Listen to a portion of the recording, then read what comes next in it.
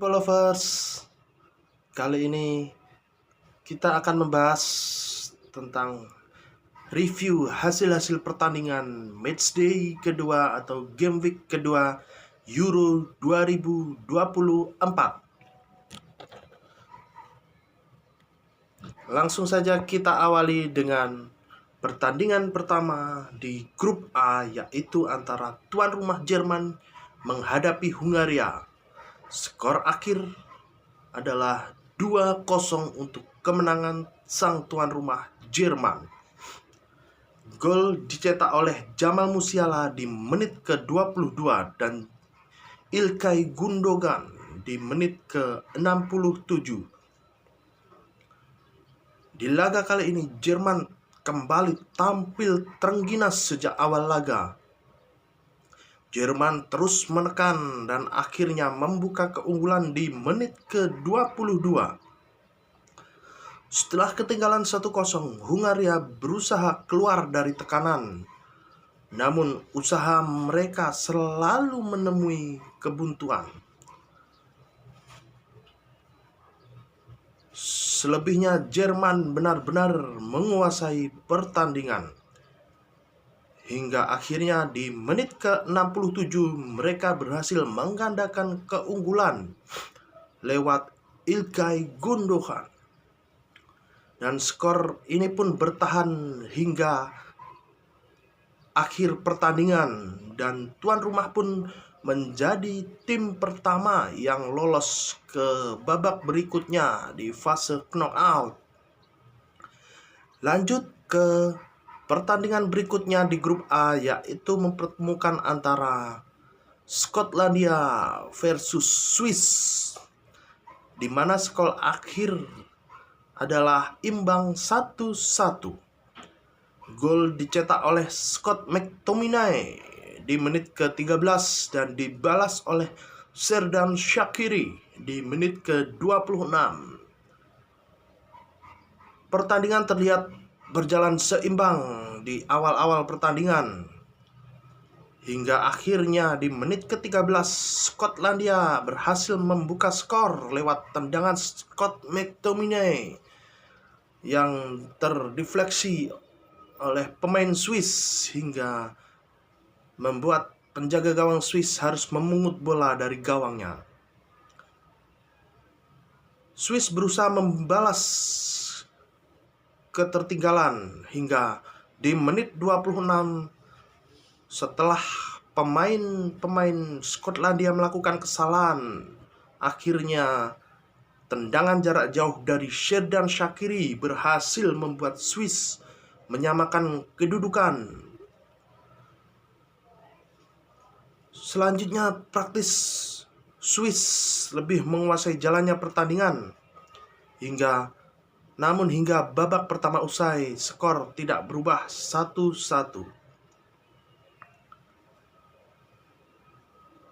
Sebenarnya di akhir babak pertama Swiss mampu unggul dan mencetak gol, namun gol tersebut dianulir lewat video assistant referee karena pemain Swiss terindikasi offside.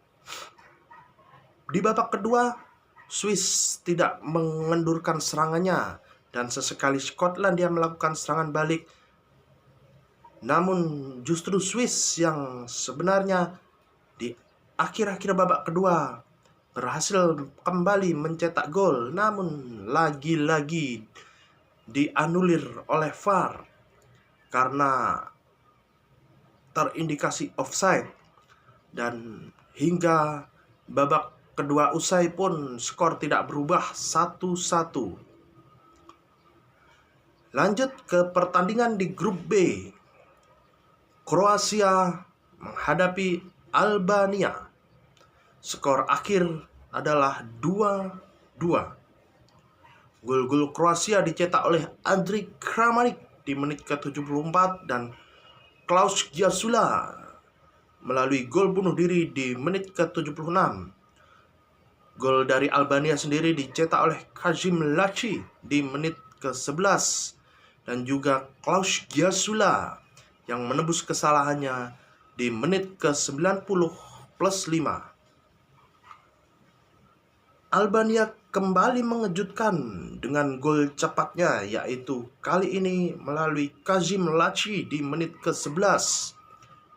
Kroasia yang tersentak oleh gol Albania berusaha keluar menekan, tapi hingga babak pertama usai, mereka tidak mampu menyerangkan satu gol pun. Di babak kedua, Kroasia kembali memegang kendali permainan, hingga akhirnya tekanan demi tekanan mereka membuahkan hasil di menit ke-74 ketika sepakan Andrej Kramaric berhasil membobol gawang Albania.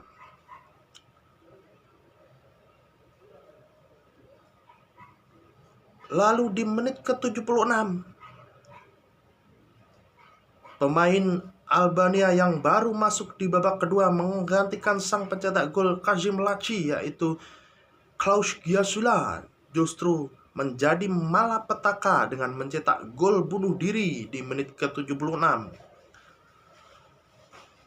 Selepas gol bunuh diri tersebut, Kroasia tidak mengendurkan serangan, namun Albania juga berusaha membalas, dan usaha keduanya pun gagal hingga menit-menit akhir, ketika sepertinya skor tidak akan berubah untuk kemenangan Kroasia. Justru di penghujung laga, Albania akhirnya berhasil menyamakan kedudukan. Benar-benar from zero to hero. Itulah kata yang pantas untuk Klaus Giasula. Setelah ia berhasil menyelamatkan Albania dari kekalahan lewat golnya di menit 90+5. Skor pun menjadi imbang 2-2 hingga pertandingan usai. Di pertandingan lain di grup B, Spanyol sang juara UEFA Nation League 2023 menghadapi sang juara bertahan Euro 2020 Italia. Skor akhir 1-0 untuk kemenangan Spanyol melalui gol Riccardo Calafiori dari Italia yang melakukan gol bunuh diri di menit ke-55. Spanyol bermain agresif di sepanjang pertandingan. Sejak awal laga ia terus-menerus menguasai jalannya pertandingan, namun selalu kesulitan mencetak gol. Kegemilangan penjaga gawang Italia Gianluigi Donnarumma benar-benar membuat pemain Spanyol tidak habis pikir. Italia sendiri di pertandingan kali ini mengandalkan ball possession, namun selalu gagal menembus pertahanan Spanyol. Hingga akhirnya di babak kedua, tepatnya di menit ke-55, kegemilangan penjaga gawang Italia Gianluigi Donnarumma harus ternodai di menit ke-55 tersebut lewat gol bunuh diri dari pemain mereka, yaitu Riccardo Calafiori yang salah mengantisipasi datangnya bola. Selepas gol tersebut, Spanyol tidak mengendurkan serangan. Mereka terus-menerus menekan pertahanan Italia, namun kembali selalu kandas, terutama karena kegemilangan sang penjaga gawang Italia Gianluigi Donnarumma. Italia yang berusaha membalas pun tidak memenuhi jalan yang mulus, dan skor hingga babak kedua berakhir pun tetap 1-0 untuk kemenangan Spanyol. Lanjut ke grup C. Pertandingan mempertemukan Slovenia melawan Serbia yang berakhir dengan skor 1-1. Gol sendiri dicetak oleh Zan Karničnik di menit ke-69 dan dibalas oleh gol telat dari Luka Jovic di menit 90+5. Pertandingan berjalan seru dan terbuka sejak awal pertandingan. Saling berbalas serangan, namun saling gagal menembus pertahanan lawan. Itulah yang terjadi hingga babak pertama usai. Di babak kedua, Serbia sedikit lebih memegang kendali permainan, namun justru Slovenia yang berhasil memecah kebuntuan terlebih dahulu, yaitu di menit 69. Slovenia berhasil unggul lewat gol Zan Karničnik. Seakan terkejut oleh gol Slovenia dari Zan Karničnik, Serbia menggencarkan serangan-serangan mereka hingga akhirnya lewat sebuah skema tendangan penjuru di menit-menit akhir, Luka Jovic berhasil menyamakan kedudukan menjadi 1-1 di menit 90 plus 5. Skor berakhir imbang 1-1 hingga babak kedua usai. Lanjut ke pertandingan berikutnya, mempertemukan antara Denmark menghadapi Inggris.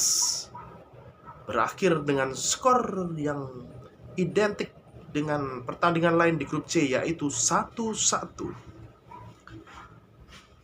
Gol dicetak oleh Martin Hjulmand di menit ke-34 dari Denmark setelah sebelumnya Harry Kane mencetak gol untuk Inggris di menit ke-18. Laga kali ini pun berjalan seimbang sejak awal-awal pertandingan, saling menekan. Inggris berhasil unggul terlebih dahulu di menit ke-18 melalui sang striker mereka, Harry Kane. Denmark berusaha membalas kedudukan dan akhirnya di menit ke-34 tendangan keras dari luar kotak penalti Martin Hjulmand berhasil menyamakan kedudukan menjadi 1-1. Hingga babak pertama usai, skor tidak berubah. Di babak kedua, Inggris mencoba memegang kendali permainan, terus berbalas serangan, namun keduanya gagal menembus pertahanan lawan hingga akhirnya peluit panjang dibunyikan dan skor jadi tetap imbang 1-1. Lanjut ke grup berikutnya, yaitu di grup D. Polandia melawan Austria dengan skor akhir 3-1 untuk keunggulan Austria. Gol dari Polandia dicetak oleh Krzysztof Piatek di menit ke-30, sedangkan gol-gol dari Austria dicetak oleh Gernot Trauner di menit ke-9, Christoph Baumgartner di menit ke-66, dan gol dari penalti Marko Arnautovic di menit ke-78. Laga ini sendiri berjalan keras dan sengit. Sejak awal pertandingan, Polandia menekan di awal-awal pertandingan, namun justru mereka dikejutkan oleh gol dari Gernot Trauner di menit ke-9. Setelah gol tersebut, Polandia mencoba membalasnya hingga serangan demi serangan mereka berbuah manis di menit ke-30 setelah Krzysztof Piatek terlepas dan berhasil menceploskan bola ke gawang Austria. Di babak kedua, permainan berjalan normal di awal-awal babak hingga akhirnya pelatih Polandia berusaha menambah kekuatan serangan mereka dengan memasukkan striker andalan mereka, yaitu Robert Lewandowski di menit ke-60. Namun justru di menit ke-66 Austria yang berhasil mencetak gol dan membawa Austria kembali unggul 2-1 lewat Christoph Baumgartner. Polandia terus berusaha menyerang, namun karena Robert Lewandowski terlihat dipaksa main padahal kondisinya belum fit, hingga serangan mereka justru tumpul dan selalu gagal menembus pertahanan Austria. Hingga serangan balik Austria di menit ke-77 membawa malapetaka ketika sang penjaga gawang Polandia Wojciech Szczesny menjatuhkan Marcel Sabitzer di kotak penalti. Marko Arnautovic yang ditunjuk sebagai eksekutor tidak menyia-nyiakan kesempatan dan memperlebar jarak menjadi 3-1.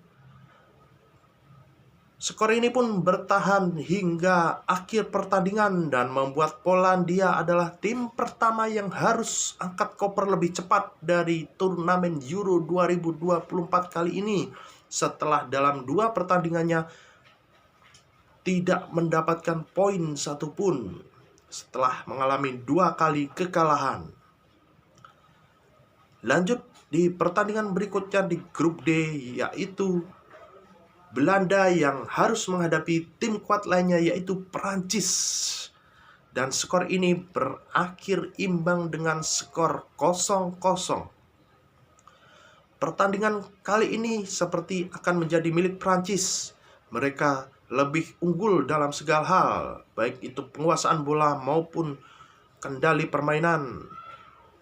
Tekanan demi tekanan yang dilancarkan selalu kandas di babak pertama. Begitupun dengan Belanda yang sesekali mengandalkan serangan balik. Di babak kedua, Belanda justru sempat memecah kebuntuan di menit ke-69. Namun gol dari Xavi Simons dianulir lewat video assistant referee setelah rekannya terindikasi offside dalam proses gol tersebut.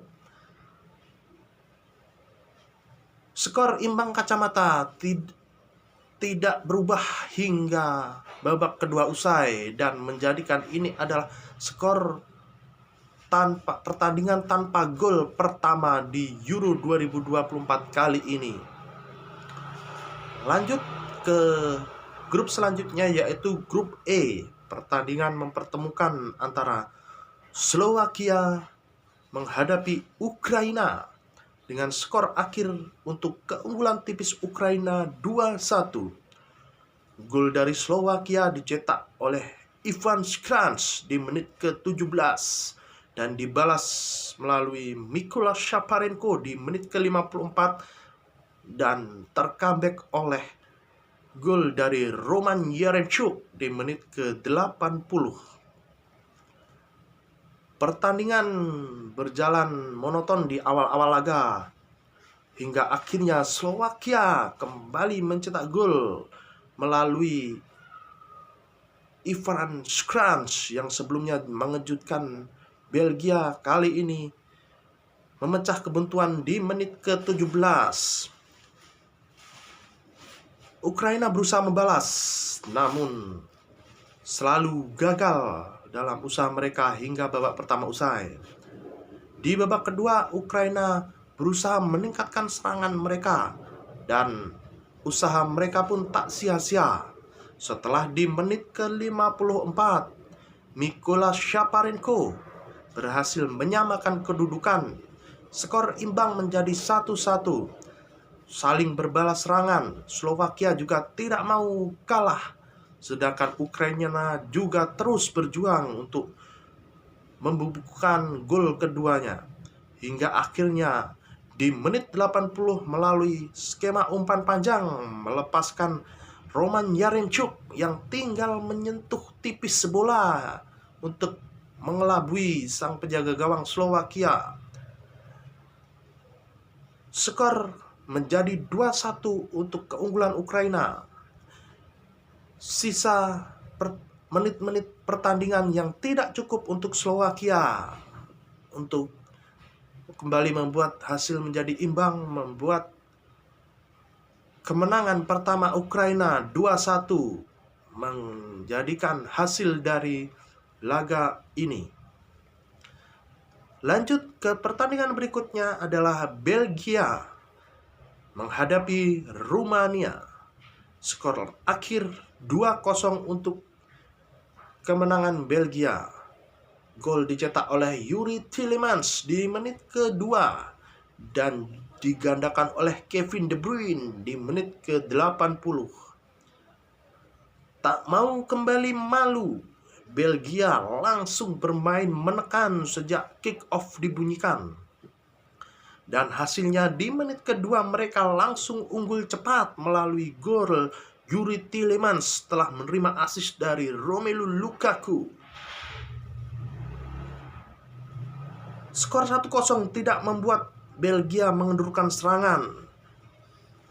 Rumania yang berusaha membalas selalu gagal menembus pertahanan dari Belgia, dan juga kegemilangan dari kiper Belgia Koen Casteels selalu menggagalkan usaha-usaha dari pemain Rumania. Skor 1-0 bertahan hingga babak pertama usai. Di babak kedua, saling berbalas serangan antara Belgia dengan Rumania. Namun justru Belgia di menit ke-63 berhasil kembali menggetarkan gawar Rumania melalui Romelu Lukaku. Namun gol tersebut dianulir oleh VAR karena Romelu Lukaku terindikasi terjebak offside. Dan akhirnya di menit ke-80 melalui umpan panjang dari sang penjaga gawang Koen Casteels berhasil melepaskan Kevin De Bruyne di menit ke-80 tersebut hingga ia benar-benar membuat Belgia unggul 2-0. Skor tidak berubah hingga akhir pertandingan dan menjadikan grup E semua pesertanya memiliki poin yang sama, yaitu 3. Grup yang sebenarnya seperti menjadi milik Belgia, namun kenyataannya menjadi grup yang paling ketat dalam segi perolehan poin. Lanjut ke grup selanjutnya, yaitu di grup F. Pertandingan antara sang debutan Georgia menghadapi Republik Ceko, di mana skor akhir adalah 1-1.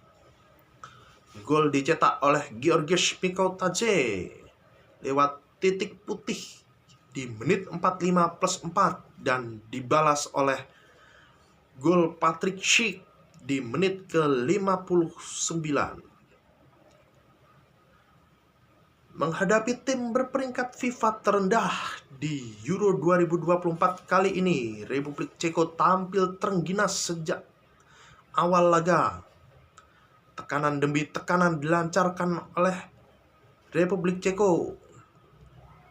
Di menit ke-23, Ceko mencetak gol lewat Adam Lozek, namun dianulir oleh video asisten referee setelah terindikasi melakukan handsball dalam proses gol tersebut.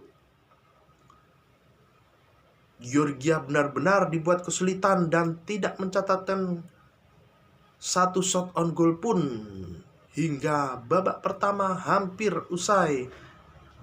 Namun justru di menit-menit akhir babak pertama,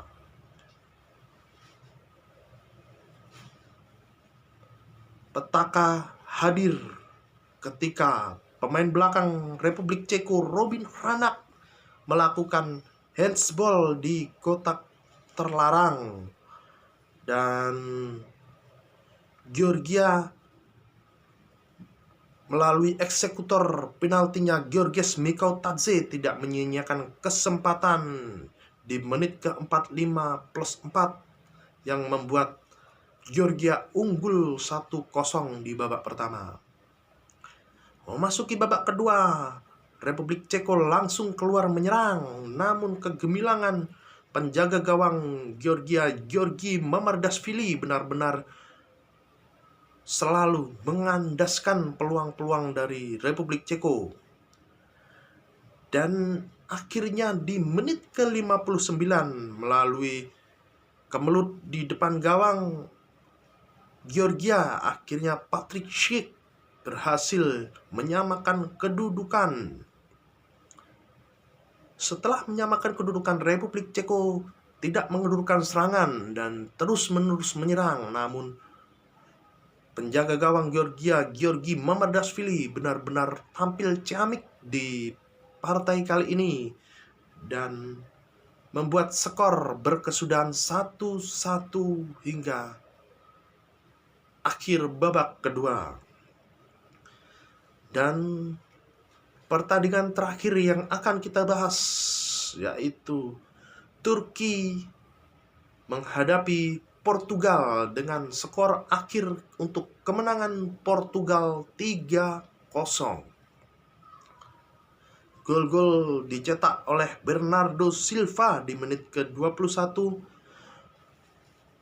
di menit ke-28 melalui gol bunuh diri Samet Akaidin, serta di menit ke-56 melalui gol dari Bruno Fernandes. Pertandingan berlangsung seru dan terbuka sejak awal laga, saling berbalas serangan terus ditunjukkan oleh kedua tim. Portugal yang berhasil unggul terlebih dahulu setelah di menit ke-21 Bernardo Silva mendapatkan bola liar di dalam kotak penalti dan membuat skor menjadi 1-0. Tidak lama kemudian, yaitu di menit ke-28, miskomunikasi terjadi di lini pertahanan Turki setelah bek Samet Akaidin mencetak gol bunuh diri. Samet Akaidin mengoper bola terlalu deras kepada sang penjaga gawang Altay Bayindir yang membuat Altay Bayindir gagal menjangkau bola kiriman dari Samet Akaidin. Skor menjadi 2-0 untuk keunggulan Portugal. Turki berusaha mengejar ketertinggalan, namun hingga babak pertama usai, skor tidak berubah.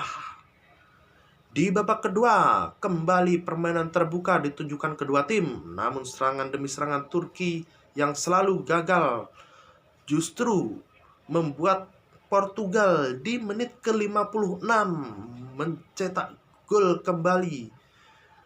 Cristiano Ronaldo yang saat itu lolos dari jebakan offside tinggal berhadapan dengan kiper Turki yaitu Altay Bayindir. Tidak egois, sang superstar ini membagikan bola kepada rekannya yaitu Bruno Fernandes yang dengan mudah menceploskan bola ke gawang Turki. Skor 3-0 tidak berubah hingga laga usai dan menutup pertandingan di matchday kedua atau game week kedua Euro 2024 kali ini. Oke, itulah Football Lovers review dan hasil-hasil dari pertandingan di matchday kedua atau game week kedua Euro 2024. Semoga bermanfaat untuk kalian semuanya. Terima kasih.